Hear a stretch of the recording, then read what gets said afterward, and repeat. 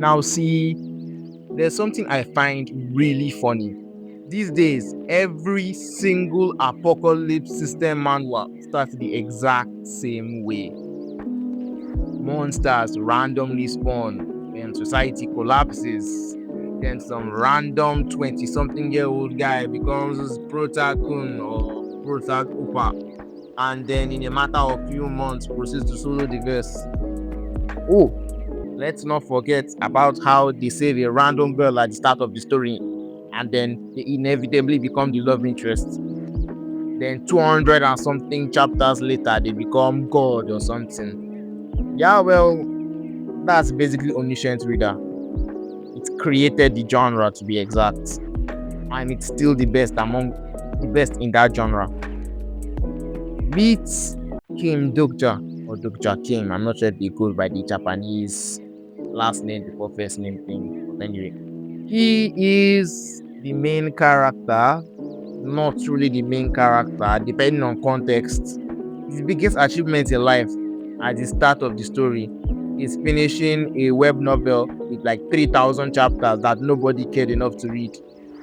And get this, here's the surprising part. It took him 10 years. No wonder you don't have any friends. Kid, that is some goddamn bullshit. That's the real world equivalent of like your biggest achievement being caught up to Lookism and One Piece.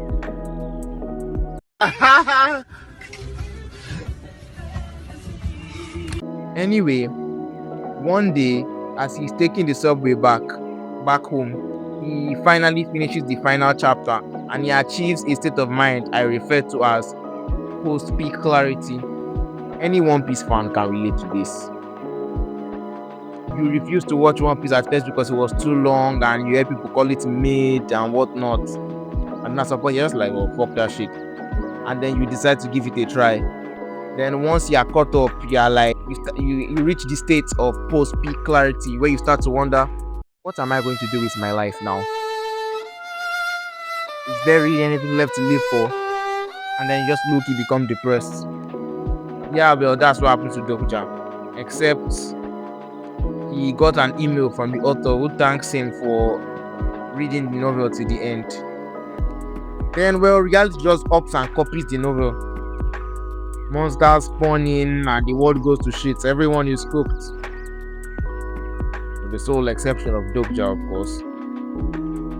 See, while everyone is trying to figure out what's going on, to Dokja, it's like showing up to the exam with the answer sheet in your hand. It's basically cheating. He knows all the key plot beats and understands the power system in the story. It's almost like he's the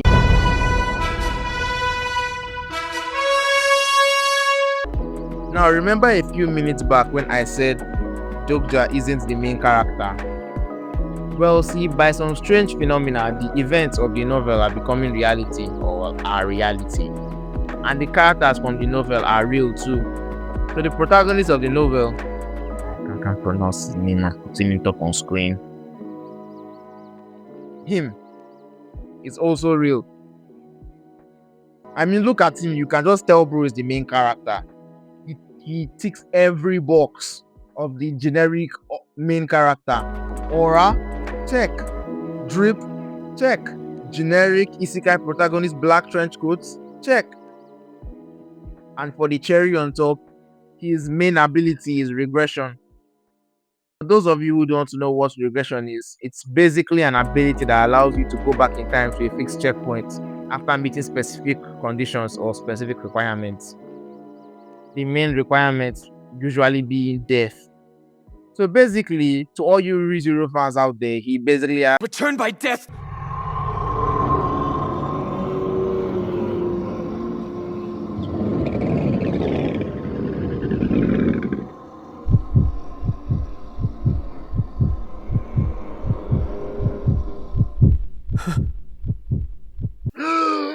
I'm back. For those of you who don't know what regression is, it's basically an ability that allows you to go back in time to a fixed checkpoint after meeting specific conditions or specific requirements. The main requirement usually being death.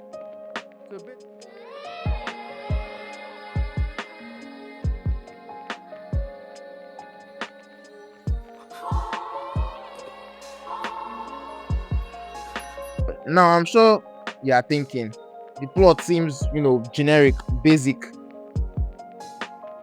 Well, I have a question for you. Is this really generic if it's the OG and the genre was just popularized through other means? All in all, I'm sure you have probably seen this manhwa at least once in your life, and like 70% of you have already seen it. But I assure you guys, it's peak. Easy 10 out of 10.